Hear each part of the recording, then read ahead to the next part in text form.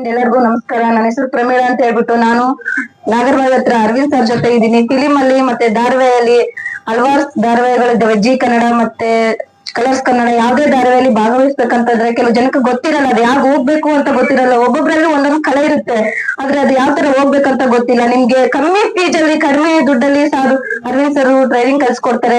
ನಿಮ್ಗೆ ಕಲಿಬೇಕಂತ ಇಂಟ್ರೆಸ್ಟ್ ಇದ್ರೆ ಆ ಕೆಳಗೆ ಕಾಣುವಂತ ನಂಬರ್ಗೆ ಕಾಲ್ ಮಾಡಿ. ಹಾಗೆ ಅರವಿಂದ್ ಸರ್ ಒಂದ್ ಎರಡು ಮಾತಾಡ್ಬೇಕಂತ ಕೇಳ್ಕೊಂಡ್ರಿ.